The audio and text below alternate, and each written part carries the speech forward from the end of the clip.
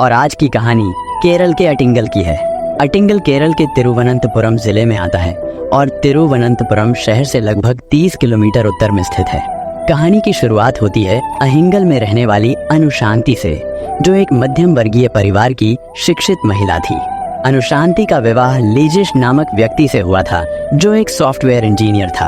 अनुशांति और लिजिश का एक प्यारा सा परिवार था, जिसमें उनकी 3 साल की मासूम बेटी स्वस्तिका और लिजिश की माँ विजयम्मा शामिल थी। विजयम्मा जो एक रिटायर्ड सरकारी अधिकारी थी, जो घर पर उनकी बेटी की देखभाल करती थी।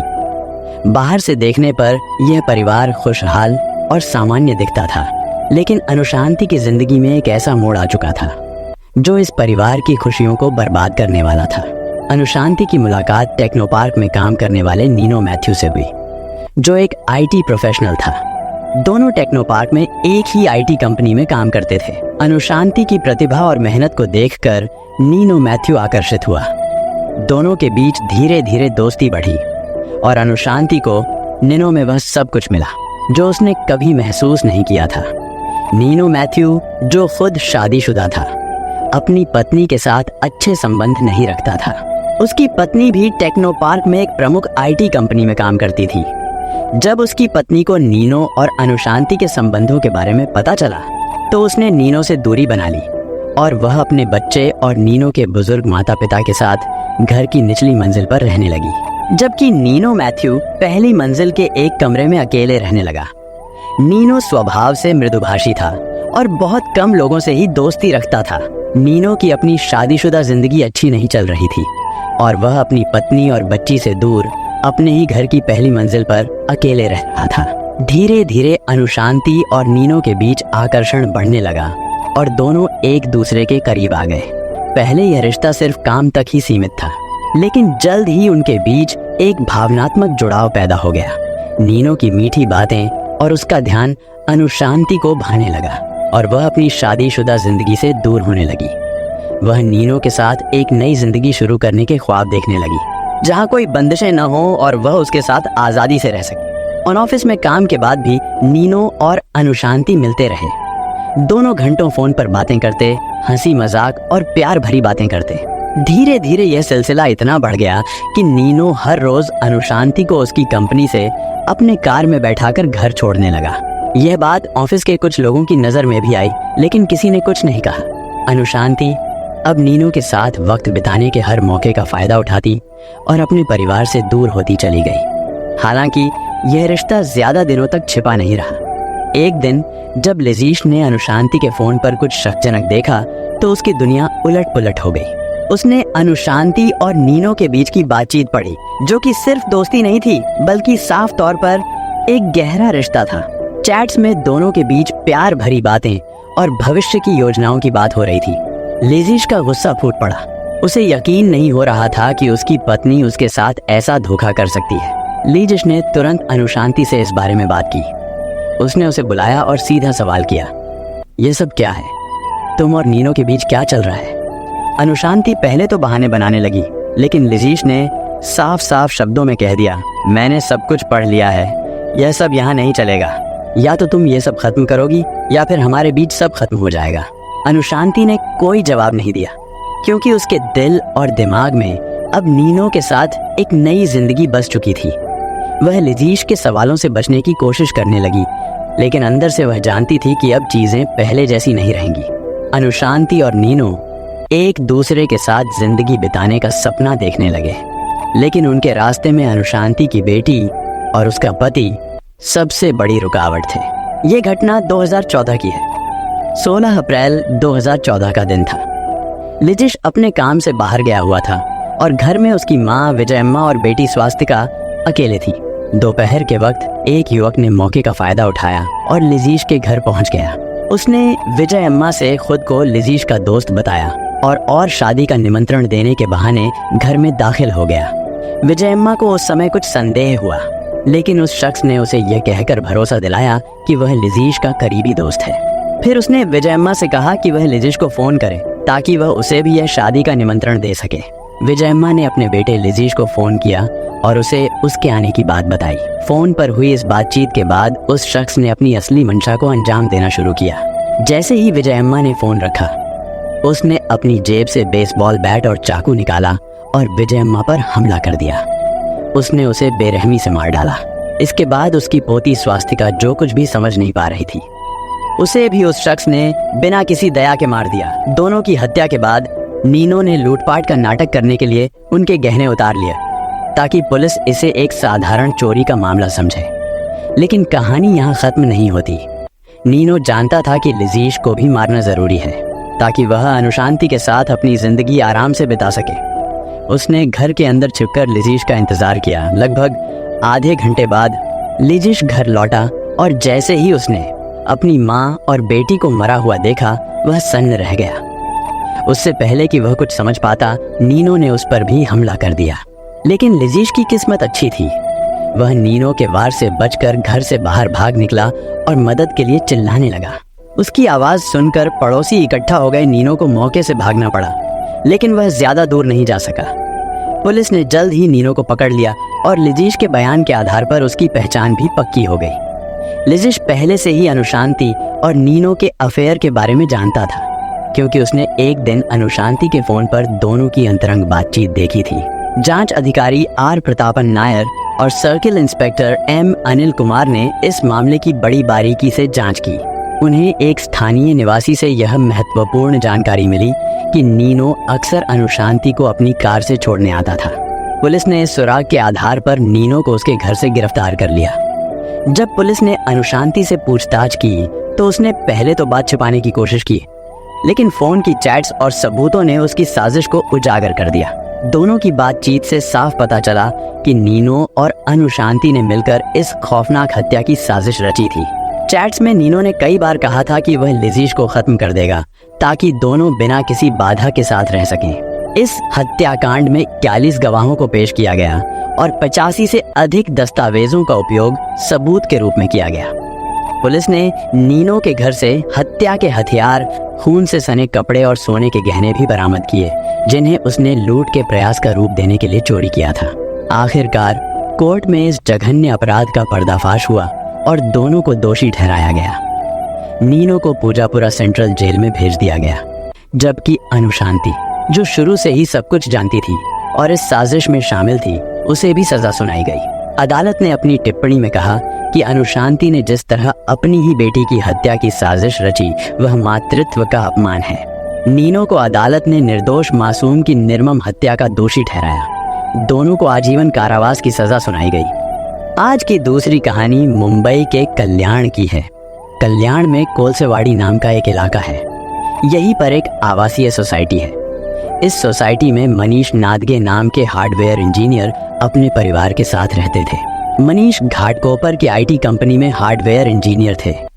उनके परिवार में पत्नी संगीता, 9 साल की बेटी श्वेता और 18 महीने का बेटा श्रेयस रह रहे थे, और साथ में संगीता की मां उषा लांडगे भी परिवार के साथ रहती थी।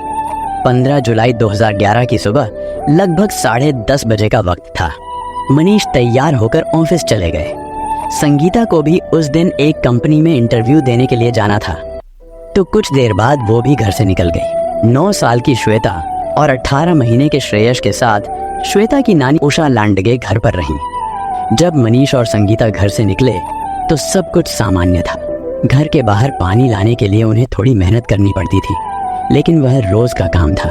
थोड़ी देर बाद संगीता की माँ उषा पड़ोसियों के साथ पानी भरने के लिए नीचे चली गई और श्वेता भी बच्चों के साथ खेलने चली गई। अब श्रेयस घर पर अकेला था। इस बीच 18 महीने का श्रेयस घर पर अकेला रह गया। जब श्वेता खेलकर वापस लौटी तो उसने देखा कि श्रेयस घर में नहीं था। श्वेता की चिंता बढ़ने लगी। उसने चारों ओर देखा, लेकिन श्रेयस कहीं नहीं था। उसने आवाज देकर नानी को बुलाया और श्रेयस की तलाश होने लगी। सभी लोग इधर उधर दौड़ने लगे। आसपास के लोगों को पता चला तो हड़कंप मच गया। पड़ोसी और परिवार के सदस्य श्रेयस की तलाश में जुट गए। हर जगह ढूंढा गया, लेकिन उसका कोई पता नहीं चला। संगीता और मनीष के वापस लौटने तक माहौल बेहद तनावपूर्ण था। जब संगीता घर आई तो उसे यह जानकर धक्का लगा कि उसका बेटा लापता है। उषा ने तुरंत पुलिस को सूचित किया। मामला एक मासूम, तुरंत टीम बनाई और उसकी तलाश शुरू कर दी। ये 2011 का वक्त था। जब सोसाइटी में सीसीटीवी कैमरे नहीं हुआ करते थे, इसलिए पुलिस को पूछताछ के जरिए इस केस को सुलझाना था। पुलिस ने सोसाइटी के सभी निवासियों से पूछताछ की। उन्होंने हर कमरे, पार्क और आसपास के क्षेत्रों में खोजबीन की। पड़ोसियों ने बताया कि उन्होंने कुछ समय पहले श्रेयस को खेलते हुए देखा था, लेकिन उसके बाद वह गायब हो गया। श्वेता ने बताया कि उसने घर में कुछ देर पहले श्रेयस को देखा था और फिर उसे महसूस हुआ कि वह अकेला है। पुलिस ने इस जानकारी के आधार पर सोसाइटी के आसपास के इलाकों में और गहराई से खोज शुरू की। सबसे पहले सोसाइटी के निवासियों से पूछताछ की गई, लेकिन किसी से कोई ठोस सुराग नहीं मिला। तनाव और चिंता के बीच नंदिनी नाम की एक पड़ोसी ने पुलिस को एक महत्वपूर्ण जानकारी दी। उसने बताया कि करीब 6 महीने पहले एक तांत्रिक सोसाइटी में आया था और कुछ दिन पहले ही उसने उसे फिर से घूमते हुए देखा। पुलिस को लगा कि यह तंत्र मंत्र के लिए की गई किडनैपिंग का मामला हो सकता है। इस सूचना के बाद पुलिस ने आसपास की सोसाइटी, दुकानों, मार्केट और ठेले वालों से पूछताछ की, लेकिन तांत्रिक के बारे में किसी ने कुछ नहीं सुना। सभी ने कहा कि वे उसे नहीं जानते। पुलिस का शक बढ़ने लगा कि शायद नंदिनी ने तांत्रिक की कहानी सुनाकर उनका ध्यान भटकाने की कोशिश की है। इस स्थिति ने पुलिस को और सतर्क कर दिया। उन्होंने नंदिनी से और गहन पूछताछ की ताकि यह पता चले कि क्या वह सच कह रही है या मामले में कोई और मोड़ है। हर पहलू की जांच की गई, लेकिन नंदिनी अपने बयान पर कायम रही। एक दिन बीत जाने के बाद पुलिस को एक नई जानकारी मिली कि नंदिनी अपने घर से एक बड़ा बैग लेकर निकली है। यह सुनकर पुलिस का शक और मजबूत हो गया, लेकिन बिना किसी ठोस सबूत के नंदिनी को हिरासत में लेना मुश्किल था। पुलिस ने एक चाल चली। उन्होंने श्रेयस की मां संगीता को नंदिनी को फोन करने के लिए कहा, ताकि किसी काम के बहाने उससे यह पूछा जा सके कि वह इस वक्त कहाँ है। जब संगीता ने फोन किया तो नंदिनी ने बताया कि उसकी एक सहेली को बैग की जरूरत थी, इसलिए वह उसे देने उसके घर जा रही है। पुलिस को नंदिनी की बातों पर भरोसा नहीं हुआ। एक पुलिस वाले को उसके बताए पते पर भेजने का निर्णय लिया गया। नंदिनी की गतिविधियों पर नजर रखने के लिए यह आवश्यक था। जब पुलिस वाला नंदिनी के बताए पते की ओर बढ़ रहा था, तभी अचानक नंदिनी उसे रास्ते में ही मिल गई। यह देखकर पुलिस वाले ने तुरंत संदेह जताया और उसे रोक लिया। पुलिस वाले ने नंदिनी से सवाल जवाब किए, लेकिन उसने वही कहानी सुनाई जो उसने श्रेयस की मां संगीता को बताई थी। नंदिनी ने कहा कि वह अपनी सहेली के पास बैग देने जा रही थी। पुलिस ने उसकी सहेली का नंबर लिया और फोन किया। सहेली ने भी नंदिनी की बात की पुष्टि की, कहकर कि उसे बैग की जरूरत थी और नंदिनी उसे देने आई थी। पुलिस को लगा कि उन्होंने बेकार में नंदिनी पर शक किया और उससे माफी मांगी। लेकिन इसी बीच पुलिस कंट्रोल रूम में एक फोन आया। खबर मिली कि कल्याण में एक डीजल कार शेड के पास सुनसान इलाके में एक बच्चे की लाश मिली है। पुलिस की सांसें थम गई। तुरंत उन्होंने श्रेयस के माता पिता को साथ लेकर उस स्थान पर रवाना होने का निर्णय लिया। जैसे ही वे वहां पहुंचे, उनके दिल की धड़कनें तेज हो गईं। लाश की शिनाख्त कराई गई। वह लाश श्रेयस की थी। संगीता और मनीष के लिए यह क्षण किसी बुरे सपने की तरह था। उनका मासूम बच्चा, जिसे वे हर पल प्यार करते थे, अब इस तरह से उनसे छिन गया था। पुलिस ने श्रेयस की लाश मिलने के बाद उस जगह को खंगाला। वहां पीले रंग का एक पुराना दुपट्टा मिला। इस दुपट्टे को श्रेयस के माता पिता और सोसाइटी के लोगों को दिखाया गया, लेकिन किसी ने उसे नहीं पहचाना। निराश होकर पुलिस लौट आई और श्रेयस का अंतिम संस्कार कर दिया गया। अगले दिन जब पुलिस इस केस को लेकर माथापच्ची कर रही थी, तब अचानक श्रेयस के माता पिता थाने पहुंचे। संगीता ने आग्रह किया कि उन्हें फिर से वो दुपट्टा दिखाया जाए। जब पुलिस ने दुपट्टा उन्हें दोबारा दिखाया, तो संगीता की आंखों में चमक आ गई। उसने बताया कि कुछ महीने पहले उसने नंदिनी के पास ऐसा ही दुपट्टा देखा था। पुलिस का शक अब नंदिनी पर और गहरा हो गया। उन्होंने तुरंत सर्च वारंट लिया और नंदिनी के घर की तलाशी के लिए पहुंच गए। जैसे ही पुलिस ने नंदिनी के घर की ओर कदम बढ़ाया, सबकी सांसें थम गईं। उनके मन में एक ही सवाल था, क्या इस बार उन्हें सच्चाई मिलेगी? नंदिनी के घर पहुंचते ही पुलिस ने वहां की तलाशी शुरू की। पुलिस ने थोड़ी देर की खोजबीन के बाद नंदिनी के घर से दुपट्टे के रंग की एक सलवार भी बरामद की। यह सबूत नंदिनी के खिलाफ मजबूत हो गया था। पुलिस ने तुरंत उसे हिरासत में लिया और थाने ले आई। थाने में पुलिस ने सलवार और दुपट्टा उसके सामने रखकर सख्ती से पूछताछ की। दबाव में आकर नंदिनी ने अंततः अपना गुनाह कबूल कर लिया। उसकी आंखों में आंसू थे, लेकिन उसने अपने कृत्य के पीछे की वजह बताई। नंदिनी ने पुलिस को बताया कि श्रेयस की नानी उषा अक्सर उसके माता पिता से कहती थी कि उसकी शादी कब होगी। उषा उसकी उम्र को लेकर ताने मारती थी और कई बार उसके चरित्र पर भी सवाल उठाती थी। इन बातों से नंदिनी बेहद तंग आ गई और उसने ठान लिया कि वह उषा से अपने अपमान का बदला लेगी। उषा सबसे ज्यादा प्यार श्रेयस से करती थी, इसलिए नंदिनी ने उसे मारने का प्लान बनाया। 15 जुलाई को जब सब लोग बाहर थे तो वो श्रेयस को उठा लाई। उसने अपने कमरे का दरवाजा बंद किया और गला घोंटकर उसे मार डाला। इसके बाद नंदिनी ने लाश को अपने कमरे में छिपाया और बाहर आकर परिवार के साथ उसे तलाश करने का नाटक करने लगी। अगले दिन उसने श्रेयस की लाश को अपने एक पुराने दुपट्टे में बांधा और बैग में रखकर सोसाइटी से निकल आई। अब एक सुनसान इलाके में उसने लाश को फेंका और बैग लेकर अपनी एक सहेली के घर गई। उसने सहेली को एक झूठी कहानी भी सुनाई और उसे यह कहने के लिए मना लिया कि नंदिनी उसके पास बैग देने के लिए आई थी। इस दुखद और भयावह घटना ने कल्याण की सोसाइटी को झकझोर दिया। हर कोई यह सोचने पर मजबूर था कि कैसे एक छोटी सी नासमझी और बदला लेने की भावना ने एक मासूम की जान ले ली। अब सभी की नजरें अदालत पर थीं, जहां नंदिनी को उसके कृत्य की सजा मिलेगी। जीवन में मुश्किल परिस्थितियों का सामना धैर्य और समझदारी से करना चाहिए। अपमान या कड़वाहट का बदला लेने की बजाय सही मार्ग चुनना जरूरी है। क्रोध और बदले की भावना अक्सर हमें गलत राह पर ले जाती है। इसे नियंत्रित करना और समस्याओं का समाधान सहानुभूति और समझदारी से करना चाहिए।